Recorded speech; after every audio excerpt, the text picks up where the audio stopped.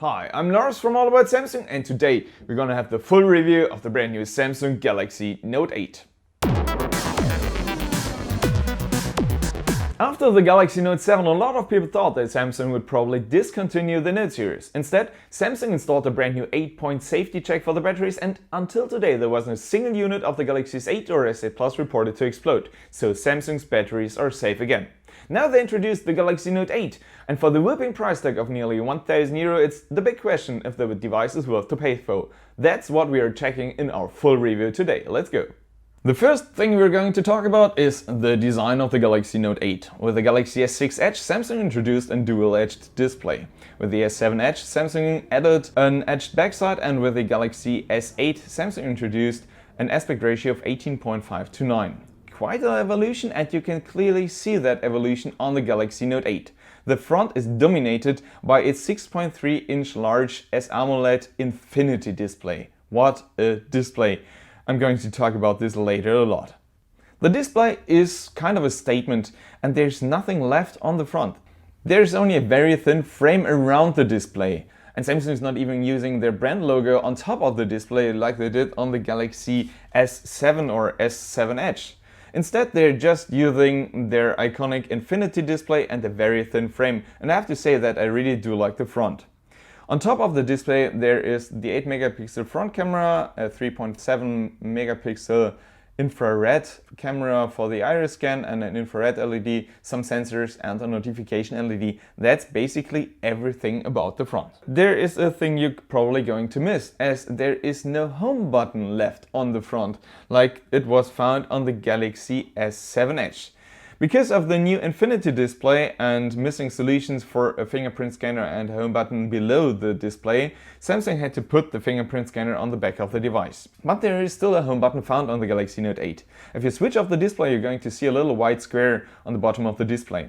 This little white square marks a little area on the display where it can measure your pressure. So if you press on the display, it'll switch on. This is kind of a virtual home button, so there's still a home button, and it's still quite a good thing to use if the Galaxy Note 8 lays on a flat surface such as this little table or so you can just switch on the display without having to grab for the power button on the right side of the device. The power button on the right side sits in quite a comfortable position for the thumb though, so it's not that bad.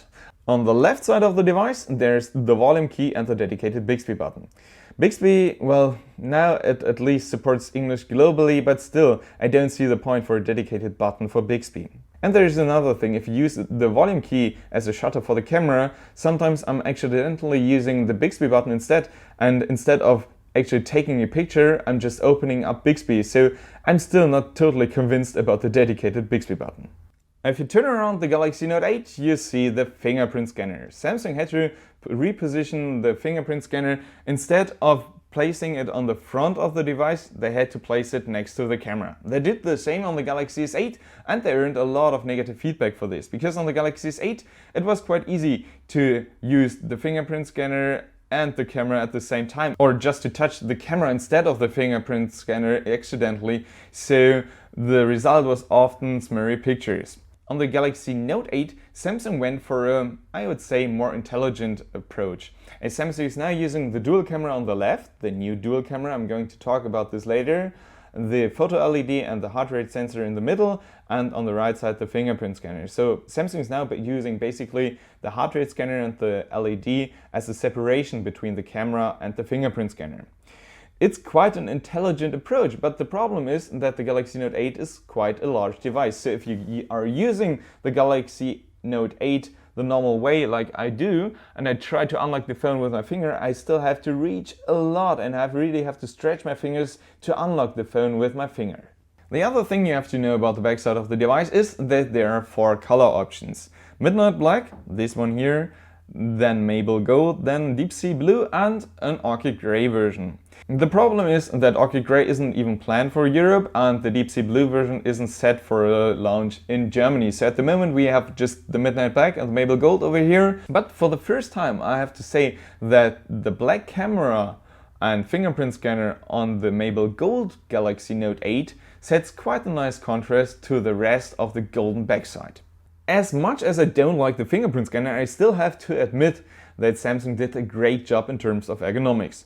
Because of the rounded shape of the glass backside and the edged front, Samsung has quite a good ergonomics. The Galaxy Note 8 fits perfectly in a hand for a 6.3-inch device, and there's another thing you can add to the design and the ergonomics, as the Galaxy Note 8 comes with the same IP68 certification the Galaxy S7 Edge had. So this basically means that the Galaxy Note 8 will survive in a depth of 1.5 meters of clear water for at least half an hour.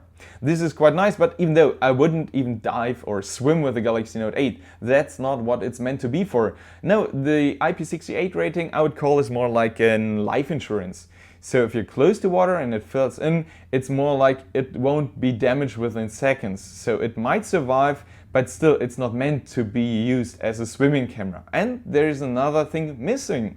The LG V30 comes with the MEL-STD 810G standard, which basically means that the new LG flagship survives drops from a height of 120 centimeters. There's no such standard for the Galaxy Note 8.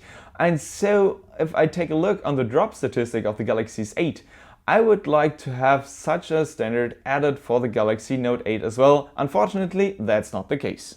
All in all, I have to say that I really do like the design of the Galaxy Note 8. The shape of the backside fits perfectly in your hand. The camera doesn't look too bad at all. I wasn't sure about this in the previous renders and leaks. And on the front you have this stunning and amazing infinity display. This display, in combination with the very thin frame around the display, is just a spectacular design. And personally, I would say the design of the Galaxy Note 8 is close to be perfect. If not, the fingerprint scanner would be in this position. For me, it's not perfect. If I'm using the device in my left hand to use it with the S Pen, then the position is actually quite good. If you're using the Galaxy Note 8 one-handed, then I have to say that the position of the fingerprint scanner is not perfect for me, even though I might get used to it in all the usage. The next thing we're going to talk about is again the display. It deserves an own category, as the display of the Galaxy Note 8 comes with a size of 6.3 inches. It's an AMOLED display, and because of the edges, Samsung is calling that the Infinity display. The resolution is actually QHD+, which means 2960 to 1440 pixel. Actually, by default, the resolution is set to Full HD+, as Samsung is using the Full HD+ resolution to save some battery time, and you won't notice that in all their usage. If you use the full resolution, you have 522 ppi, which makes it really sharp. And the most impressive thing is the brightness of the display. According to DisplayMate, the Galaxy Note 8 reaches in record setting 1200 nits, which makes it one of the brightest displays I've ever seen on a smartphone, and which makes it 20% brighter than the display of the Galaxy S8. So all in all, I have to say that the Infinity display of the Galaxy Note 8 is one of the most amazing displays I've ever seen, and I really do like to use it, as every time I switch on the Galaxy Note 8, I'm kind of stunned by the Infinity display. The next thing we are going to talk about is the hardware of the Galaxy Note 8. The Note series was always a Galaxy S series plus X, so with little details changed, and so is the Galaxy Note 8. If we take a look under the hood of the Galaxy Note 8, you see that it's coming with the same Exynos 8895 as found on the Galaxy S8. A really powerful SoC in combination with the Mali G71 GPU and manufactured with 10nm, which makes it really energy efficient. That might be important for the battery. One detail has changed under the hood. If you take a look on the system, you see that the Galaxy Note 8 is equipped with 6GB of memory. In comparison to the 4GB of memory of the Galaxy S8 and S8 Plus, I think it's because of the S Pen menu, the S Pen software and so on. And I really do like it, as it's really smooth. In combination with the 64GB of UFS 2.1 storage, it's a blazing fast device, and you can expand the storage by using an external microSD card. Actually, Samsung is advertising this option with officially a maximum of 256GB, even though I'm using the brand new SanDisk 400GB microSD card and it's totally working flawless. So it's possible to use a microSD card with a higher capacity as well. One little detail reminds me to the Galaxy Note 7.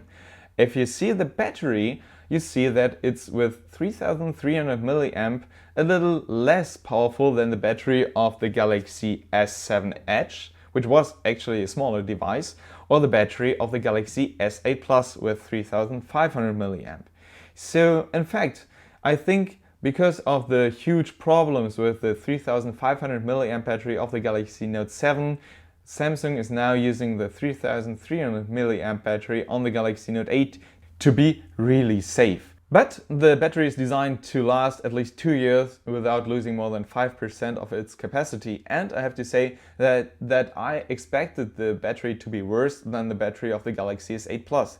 In fact, in my last 5 or 6 days of usage, I found the battery of the Galaxy Note 8 to be as good as the battery of the Galaxy S8 Plus, and in some situations I got a bit more of screen on time on the Galaxy Note 8 in comparison to the screen on time on the Galaxy S8 Plus. So I have really no idea how Samsung managed to do this, but the battery on the Galaxy Note 8 is as good as the battery on the Galaxy S8 Plus, and in some conditions the battery time on my Note 8 was slightly better than the battery time on the Galaxy S8 Plus. So congrats Samsung for using quite a good battery on the Galaxy Note 8. Now let's talk about the software on the Galaxy Note 8. And again, it's kind of a software of the Galaxy S8 Plus X. So if you go to the settings and head for the about the phone information, you're gonna see that the Galaxy Note 8 comes with Android 7.1.1. So this is Android Nougat, and in fact Sony is using for the new phones Android 8.0, which is Oreo, so the latest iteration of Android, while Samsung is for the Samsung Galaxy Note 8 just using 7.1.1. Even though that's okay, but I hope for an update soon. And you see that Samsung is using the Samsung Experience version 8.5. On the Galaxy S8 it was 8.1, so there are small changes on the overall user interface. If you swipe down the notification bar, you see that there are some notifications and of course some quick toggles. You can switch through the quick toggles. This is quite easy. And if you want to have all the apps installed on the device, you have to go to the app drawer. The app drawer is found by swiping up and down or down and up. So you see there are all apps installed on the device. And if you don't want to use this gesture, you can set up an own apps button by heading for the options of the interface, and there you have a dedicated app drawer button. On the right side you have some apps installed on the device, and on the left side you have Bixby. To set up Bixby you have to use your Samsung account, and in Bixby you have different options. This is Bixby Home, and in Bixby Home you have a lot of information, you have some pictures, you have the weather forecast and so on. And Bixby now supports Bixby Voice globally. So if you want to use Bixby, you just have to set up Bixby, and then you have to say hi Bixby, and you see it's going on and on and on. And at the moment Bixby Voice supports close to 3000 options, which is kind of useful, but at the moment there are only 2 languages available, Korean and English. And if you don't want to talk English to your smartphone, then you probably won't use Bixby at the moment. But if you want to use Bixby, it's quite useful, as you can set up an alarm. Hi Bixby, set an alarm for 9 AM. Okay, alarm set for 900 hours. Or a reminder. Hi Bixby, remind me that I have to review the Galaxy Note 8. Alright, I've saved the reminder for you. So all in all, I don't hate Bixby anymore. Hi Bixby, how much wood would a woodchuck chuck if a woodchuck could chuck wood? He chuck as much wood as a woodchuck could chuck if a woodchuck could chuck wood. But I don't see the point for the dedicated button, as you still can activate Bixby by saying hi Bixby. On the Galaxy Note 8, Samsung brings the game launcher as found on the Galaxy S7 and Galaxy S8. The game launcher is a dedicated menu with all the apps installed on the device for gaming. So here I just installed Vainglory, and if you go to Vainglory, the game launcher will open up on the very right side of the device. So there is a special icon for the game launcher, and then you're just opening up some menus. So here you can switch all apps to full screen, even though at the moment most apps support 18.5:9 aspect ratio. But if you are using an old game, then like Galaxy on Fire 2 or so, then maybe the full screen option might be a useful thing. And you can disable the Edge Touch, so it's probably better for gaming. Even though if you hold the smartphone this way, there is normally the big problem that you're blocking the speaker on the right side. So still, Samsung, please bring a stereo speaker by using the earpiece in the future. In the rest of the game launcher, you can record the full game to do a screencast, you can lock the screen touch and so on. So there are several options in the game launcher, and there is another option found in the menu for other apps. So if you go to the settings and the display options, you see that it's possible to use all apps out there in full screen mode. So here are all apps installed on the device, and you see at the very end that there are some apps which are not set to full screen. Actually, all these apps are supporting full screen, but if you want 3D Mark or so in full screen 18.5:9 aspect ratio, you can just switch it on. Then this app might crash, but until today there wasn't a single app which had to face problems by using the full screen mode. So I really do like this option. Again, Samsung is using an edge, and Samsung wants to use the edge. So here you have several app shortcuts or people shortcuts for your contacts, even though I'm not a big fan of the edge stuff. For me, the edge personally is just a design gimmick and a style for the whole infinity display, and I don't need any more options for the edge. So personally, I'm just switching off the edge panels. If you want to switch it off, you have several options for the edge itself, so you just have to hit for the settings, and there are some other options like tasks, or you can use a compass in the quick tools options, or some sport news and stuff like this. But personally, I don't use quick toggles on the edge at all, so I'm just disabling the edge panels, but that's just my opinion about this. Pretty interesting stuff is actually the multitasking. If you want to open up like YouTube and you're watching a YouTube video and then you want to do some notes, then you can go to the multitasking menu and set up a split view of all apps installed on the device. And there you can go to the app list and just open up Samsung Notes. And in Samsung Notes, you can take notes or something while watching a video on the left side. And this might be useful for professional use, or at least for productive use cases. So I really do like this option. And actually with App Pair, it's possible to open two instances of one app, like 2 times WhatsApp at the same time, to write one contact on the left side and another contact on the right side. So I really do like that Samsung is taking care of productivity on the Galaxy Note 8. Another thing are the security options. Samsung is using the secure folder again on the Galaxy Note 8. The secure folder is kind of a consumer version of Samsung Knox. If you open up the secure folder, you're running an own instance of Android within the operating system. And in the secure folder, you can install actually apps. So you can install another version of WhatsApp with a different telephone number or something like this. And you can store some pictures and everything totally safe, as this part of the menu is totally encrypted. The big question is, of course, how you secure the Galaxy Note 8. And if you go to the settings, you see that there are several options. The normal option will probably be the fingerprint scanner. And the fingerprint scanner is, as I said, in a weird position. It's quite good to use if you're using the left hand for the fingerprint scanner, but if you want to go for the right hand, I would say it's a bit out of reach for my fingers at least. So I would go for other options, such as the iris scanner or the face recognition. For the iris scanner, you just have to go into the menu and then you have to set up an iris. The iris scan is done by a dedicated 3.7 megapixel camera on the very top left of the display and an own infrared LED. And then you're staring right into this little camera. And when the iris is saved, you can just skip everything and you can use the iris unlock to secure your phone. So if you wake it up and you're staring into the iris scan, then it's unlocking. And normally it's going way faster, but the iris unlock obviously lags in several conditions, like in really bad light conditions. Sorry to say that, I'm always reading the comments that it's really good in bad light, but if it's pure black and pure dark and some weird light conditions, then I'm always facing some troubles with the iris unlock. And of course, with the angle of staring right into the iris scanner. So sometimes it's kind of weird to just move the device to finally get an unlock. So I personally don't like the iris scan at all. The other option is the face unlock, and the face recognition is quite easy to set up. So it basically uses the front camera of the Galaxy Note 8. So you just have to stare in the front camera of the device until the face is recognized, and then you can just set up the faster recognition. The faster recognition can be tricked quite easily with just a picture of your face. So I would recommend to switch it off. And then you can set up the face unlock. You have to decide which to use, the iris or the face unlock.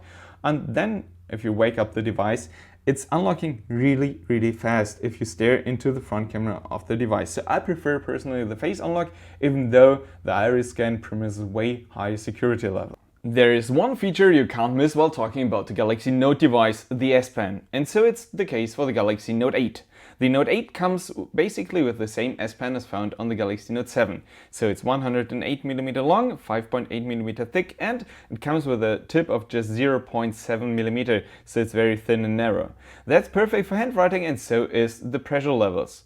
The S Pen of the Galaxy Note 8 supports 4096 levels of pressure. This, in combination with the very thin and narrow tip, makes it almost perfect for handwriting. The software didn't change at all, so you can just open up the S Pen menu and create a note. Here you can basically draw whatever you want. So you have the choice between several pens and brushes, and if you want to go, as an example, for the calligraphy pen and go for a medium-sized tip, you can write as you would write with a normal pen. So you can even lay your hand on the display without it being recognized. You can just write with the S Pen.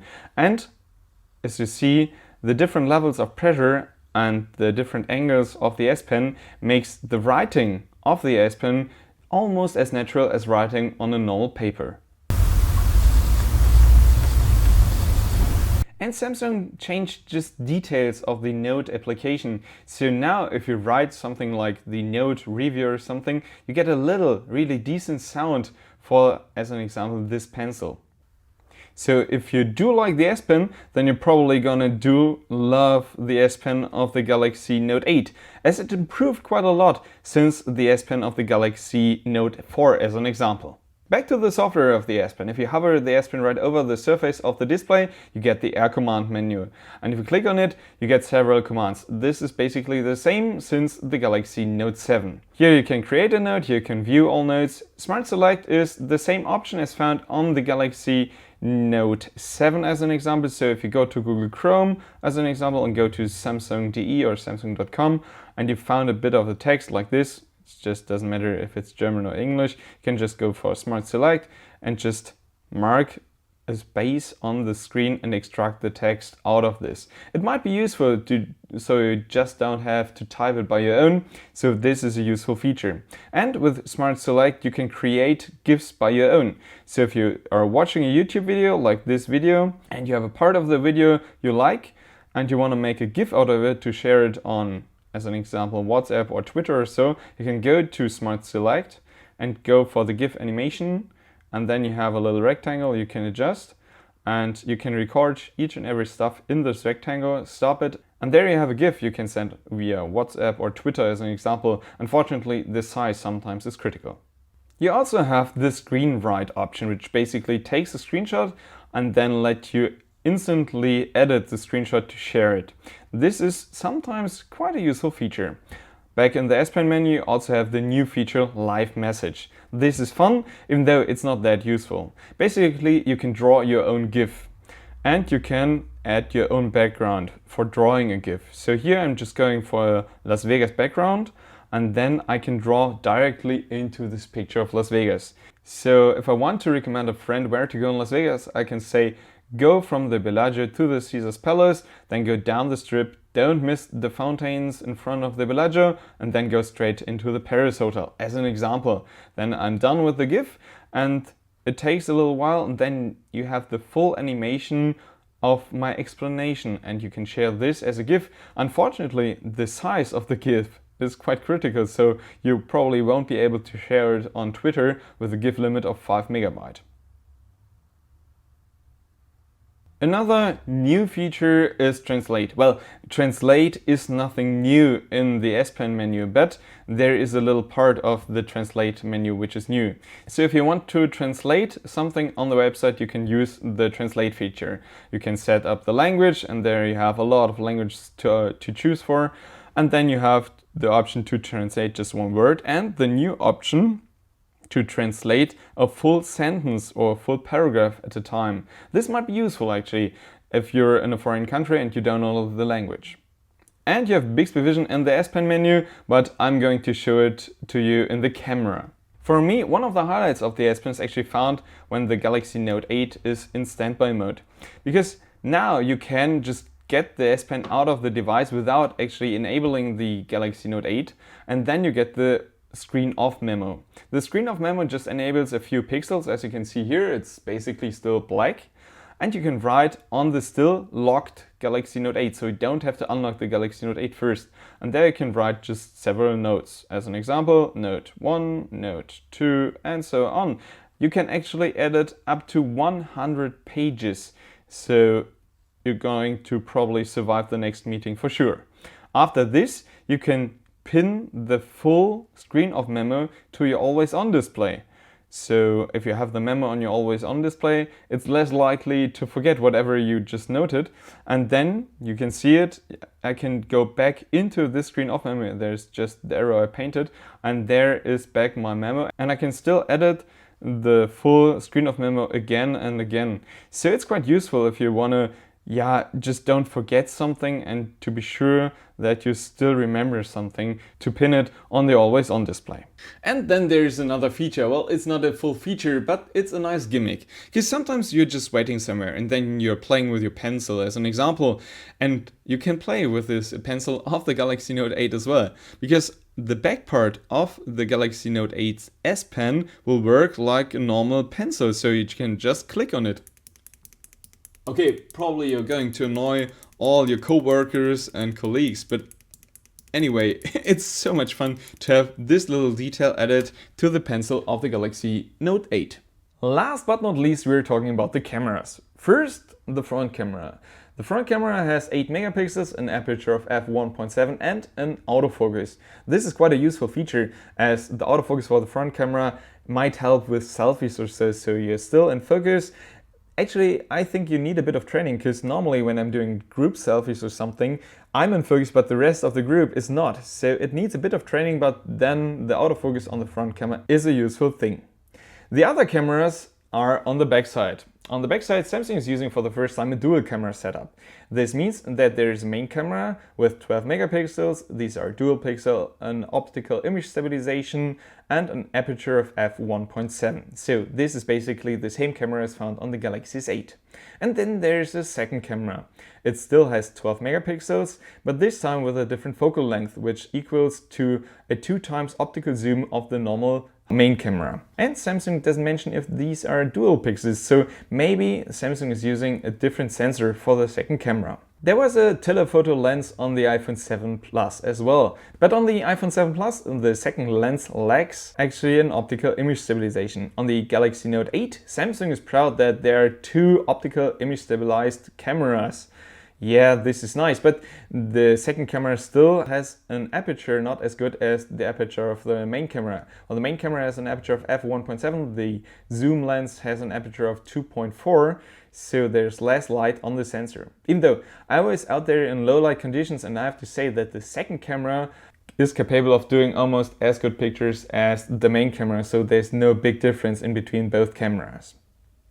The image quality of the main camera is basically the same as the quality of the Galaxy S8 camera. So it's nice for taking pictures, and this time now you have the option for the zoom. So if you're out there on a high place and you want to zoom in, like here in Berlin, you just tap on the 2x icon and then it zooms in on the second lens with an optical zoom. This is a nice feature and it works quite good and flawless, but this is nothing new, as Huawei and especially Apple doing the same with the iPhone 7 Plus. The interface of the camera didn't change that much. So basically you now have the 2x icon to zoom in a picture. This is quite comfy, but you can still just pinch to zoom, so it's basically the same as found on the iPhone 7. And there's some other features. It's Bixby Vision, which might be useful if you're in a town where you see something and you don't know what this landmark is. Then you can enable Bixby Vision and it'll say, like here in Berlin, the Oberbaumbrücke, which is a famous bridge in Berlin. And you can go for the live focus, which is basically the same feature as found on some Huawei devices or the iPhone 7 Plus. So there are different levels of depth measured in the picture, and you can blur out the background. So you can open up a fake aperture using the live focus, which is a useful thing if you want to do portrait pictures like here. But the problem is that normally the portrait pictures are not as good as real portrait pictures taken with a real portrait lens. Pictures taken in the live focus mode can be adjusted later in the gallery, so you can later set up the background blur again, and you still have the original picture of the wide angle camera saved. So just to be sure, there are both pictures saved in the gallery. But if you zoom in this picture, you see that the fake portrait aperture is not perfect. As you see below my arm, there's still something sharp, even though it should be blurred out as that's something in the background.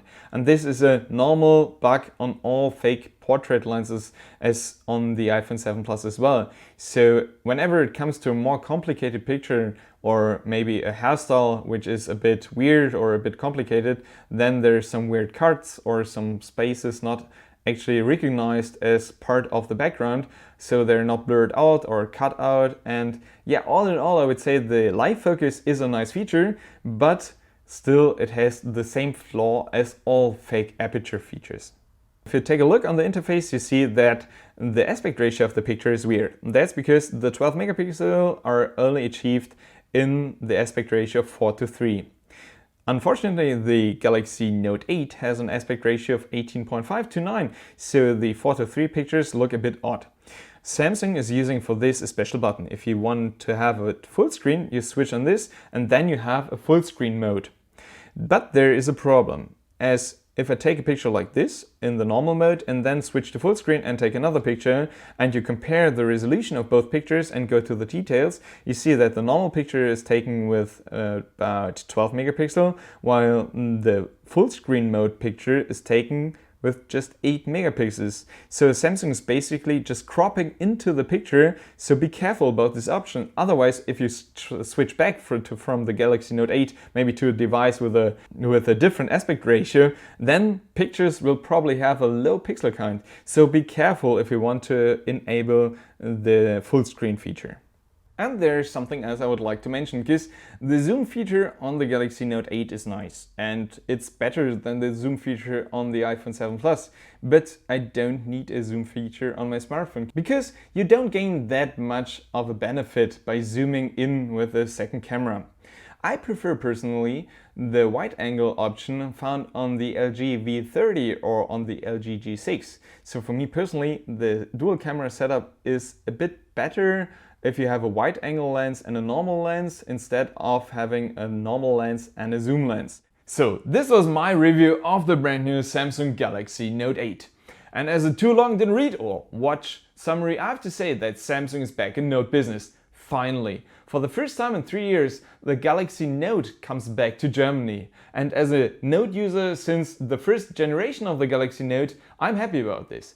The Galaxy Note 8 is basically a Galaxy S8 Plus with some features added. It comes with the same close to be perfect Infinity display. Take a look on this display. I really do like the design, and the same powerful hardware with some memory added. And of course with the S Pen. I mean, the S Pen won't be a useful feature for all of the users, but I do like the S Pen on all the options for my all-day usage.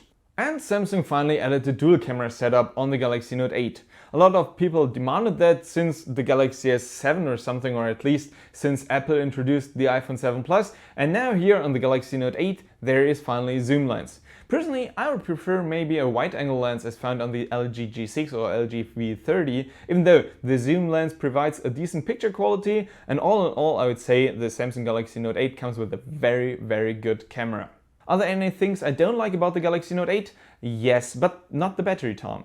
I expected the Galaxy Note 8 to have a weaker battery performance than the Galaxy S8 Plus, as the battery has a lower capacity and the display is larger. But in fact, I got almost the same battery time for the Galaxy Note 8, and in some situations I got a longer battery time on the Galaxy Note 8. I have no idea why, but the battery performance of the Galaxy Note 8 is very decent. Now there are two other things I don't like about the Galaxy Note 8. The first thing, of course, the fingerprint scanner. Because for my all-day usage, and I'm switching on the smartphone like 300 times a day, the positioning of the fingerprint scanner is not perfect. It's a compromise, I know. To have this perfect display, you have to remove the home button and to put it on the back, as there is no option at the moment to bring the fingerprint scanner underneath the display. But for me, in all the usage, this will be a thing that annoys me. Even though, because of the perfect screen, I don't think that the fingerprint scanner will be a deal breaker for me. And there is another point I don't like about the Galaxy Note 8, the price tag. With a whooping price of close to €1,000, that's the most expensive smartphone made by Samsung. And it's another €150 more than the Galaxy Note 7 without any explanation. I mean, the display growed a bit, but there is no big difference between the Galaxy Note 7 and the Galaxy Note 8. Well, beside the battery. But again, there's no explanation for such a higher price in comparison to the Galaxy Note 7. So as a roundup, one thing is for sure. Samsung is back in Note business, and the Galaxy Note 8 is one of the best smartphones out there. It has a gorgeous design, a perfect display, a decent camera and some other useful features, and again the S Pen, which I really do like. So I hope you liked the video and the review of the Galaxy Note 8. If you have any questions regarding the Galaxy Note 8, just let me know below in the comments. There are several other videos about to come about the Galaxy Note 8, so be sure to follow us here on YouTube. I'm Lars from All About Samsung. Thanks for watching. See you next time. Bye.